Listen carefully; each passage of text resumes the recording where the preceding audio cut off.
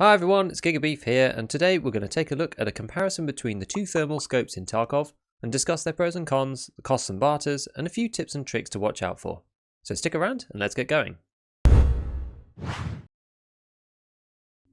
I still remember the first time I gave thermals a try in offline mode, back when I was not all that experienced with the game, and unlike today, they were fairly cheap on the flea market at the time. I wanted to see what all the fuss was about, so I popped one onto a hunter from the marketplace and headed into offline mode woods. I'm not sure what I imagined exactly, but all of a sudden I could see all of the scavs through the trees, and for me it was a miraculous moment. These things seemed viciously overpowered. Now I realise that it's a bit more nuanced than that, but in the right situations the thermal scopes are still incredibly powerful, although very expensive. Let's take a deeper look. There are two thermals in the game at the moment, the FLIR and the RS-32. They both act in a similar manner, highlighting players in a way that typically stands out against the background, which makes them incredibly useful for spotting enemies and scavs at a decent distance. There are some differences between the scopes, however, that might lead you to choose one over the other, or to develop a preference for one that fits your playstyle better. The first scope that we're going to look at is the FLIR RS-32. There are a few ways to get this currently, which is either directly from Jaeger 4 for 509,000 rubles, or by using one of the alternative barter trades. Firstly, from Mechanic 3, you'll need 2 iridium, 2 military gyrotachometers, and 5 military circuit boards. Alternatively, from Jaeger 3, you can trade in 8 sugar and 5 aquamari. Between these 3 trades, the Mechanic 3 one is almost always sold out, as it's typically the cheapest thermal barter in the game. Prices are always changing, but a quick scan on the flea market on making this video had iridiums at 48k, MGTs at 37k, and MCBs at 43k for a total of around 385,000. Clearly this isn't cheap, but for a thermal, you ain't getting them any cheaper elsewhere, so if you really want to give one a go, get the parts ready and wait for the trader reset. An obvious point, but you can only use what you have within your physical inventory to go into offline mode raids, but once you have one, even if you do not intend on taking it into a real raid yet, you can play around with it without any worry against scavs on any map this way. Mounting the FLIR is very easy, as it attaches straight onto regular Picatinny rails, so will fit directly onto many weapons like the M4 or the SVD low mount and others for side mount compatible weapons. Once set and ready to go, the display of the FLIR is fairly large and offers both a 2.25x and 9x mode, which makes it suitable for more sniper style gameplay.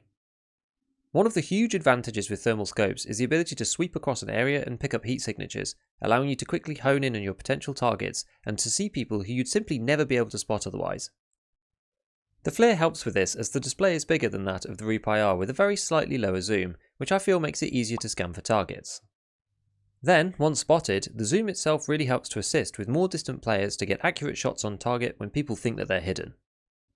However, there are a couple of downsides to the FLIR. Firstly, that despite its description as a 60Hz scope, it is actually only 21Hz in Tarkov, which does take a little bit of getting used to. It's not ideal, and it can make it a little harder to actually track and fire at targets.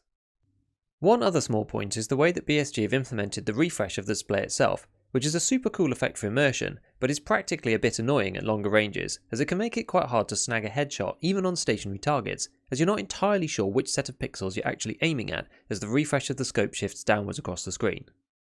All in all, the FLIR is really good if you intend to be sweeping large areas for players and engaging at long range. Ideally, you'll be firing at players and never be seen or heard.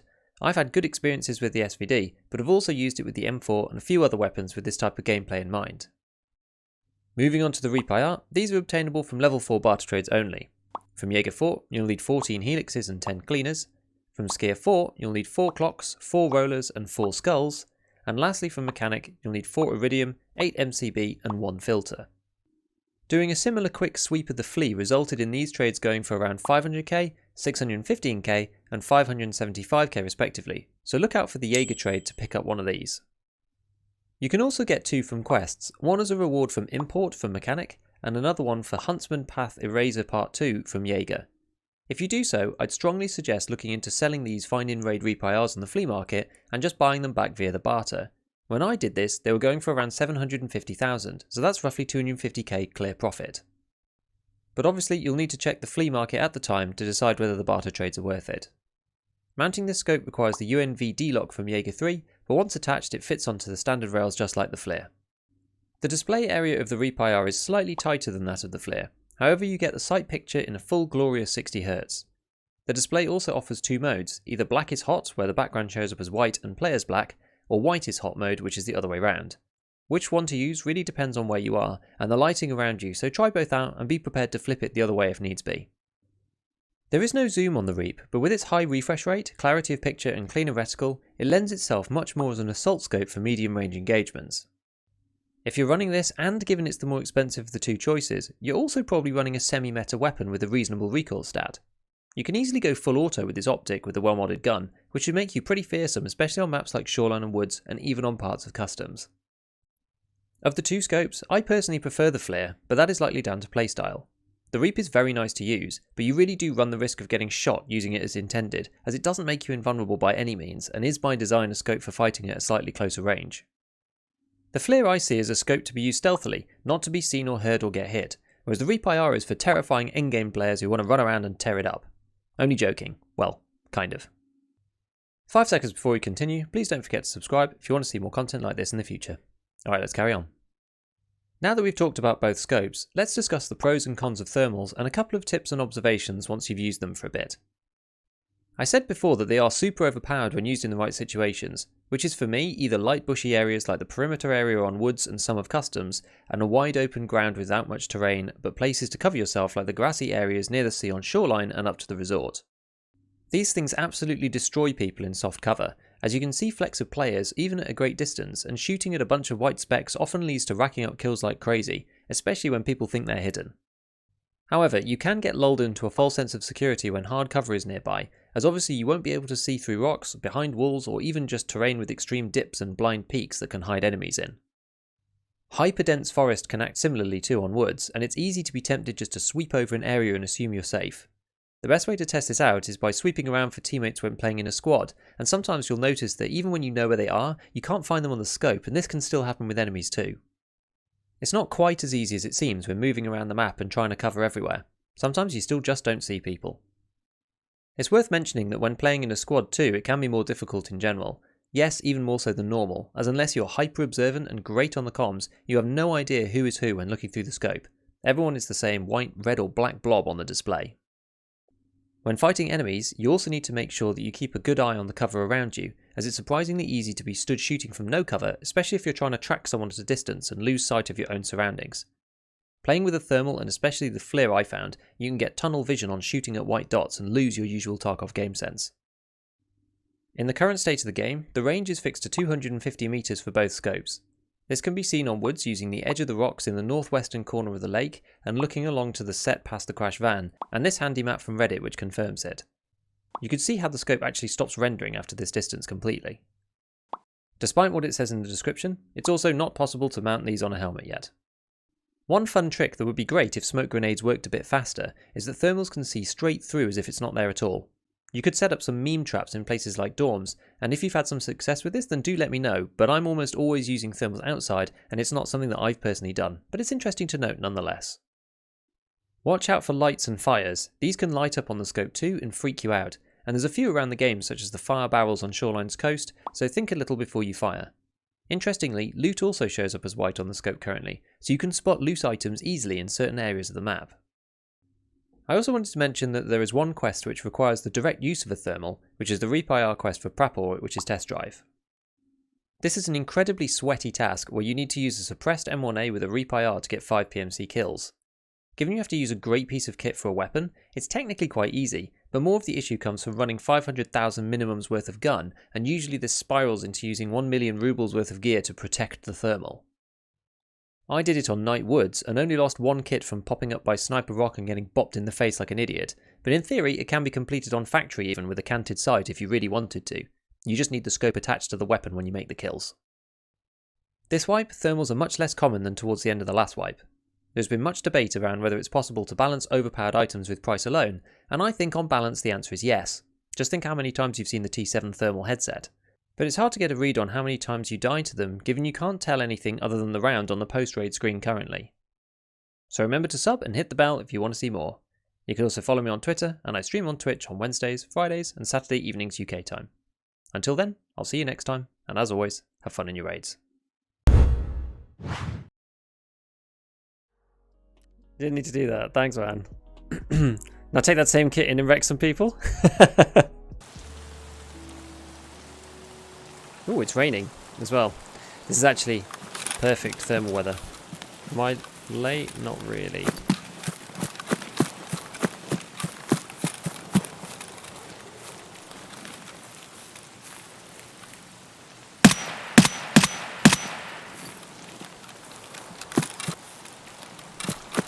This spawn, these two spawns are disgusting.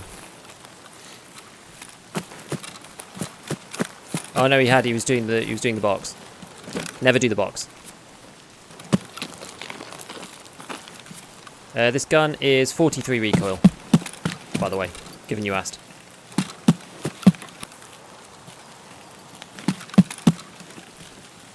I always feel like I'm just going to get shot in the head by some Mosin guy.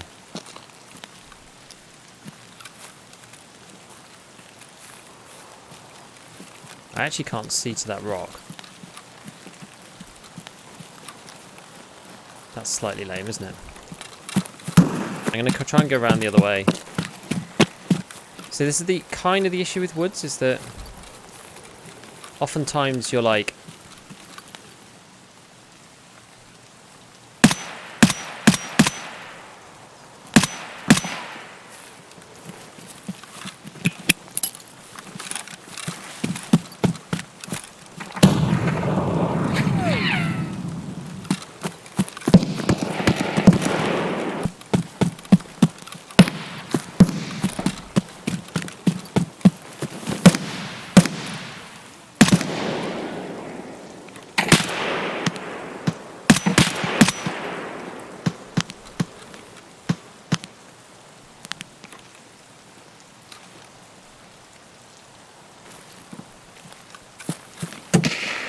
shit.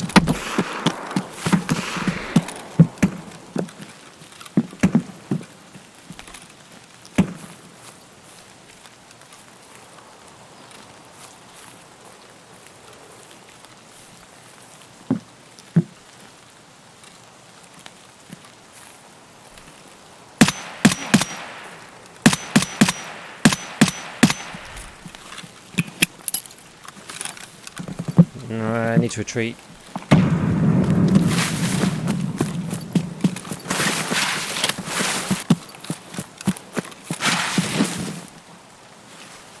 Just quickly whiz over to my...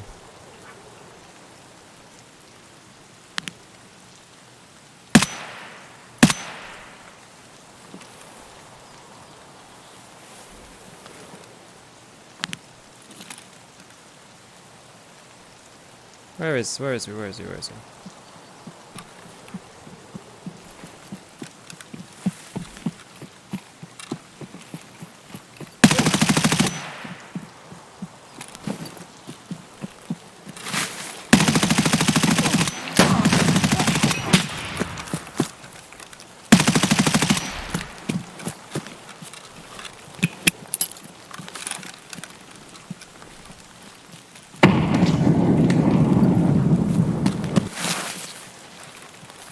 It's damn good though, isn't it? I need to get somewhere and heal.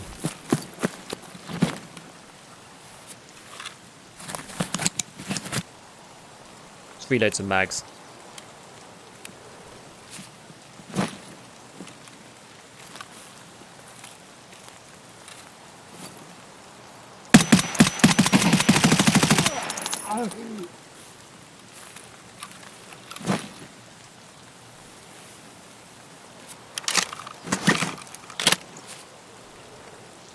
Let me reload, eh? I think this guy might have... What? What's that? Oh, it's like a splint left in the...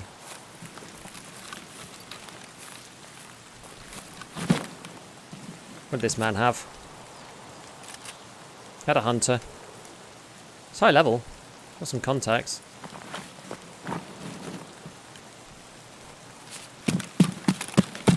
This is kind of my hunting ground down here. It's probably okay, he says. Want to still be able to see. Just going to backpedal my way onto the guy.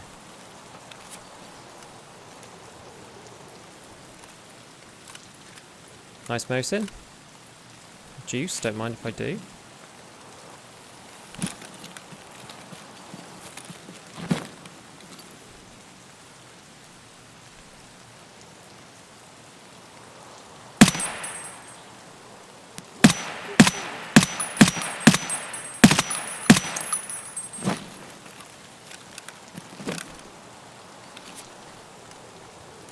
Okay.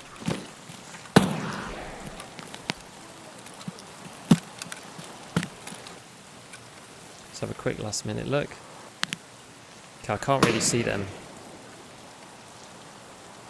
Shooting over there.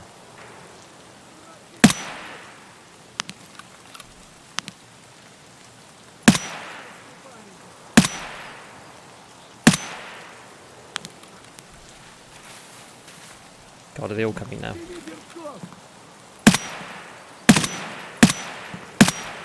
Давай, мочи! На, блядь, жри, сука! От петух!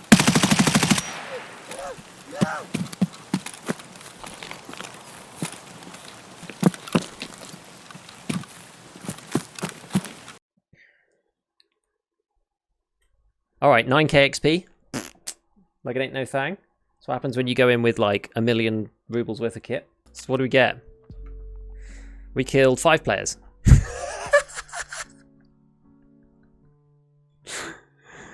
Okay.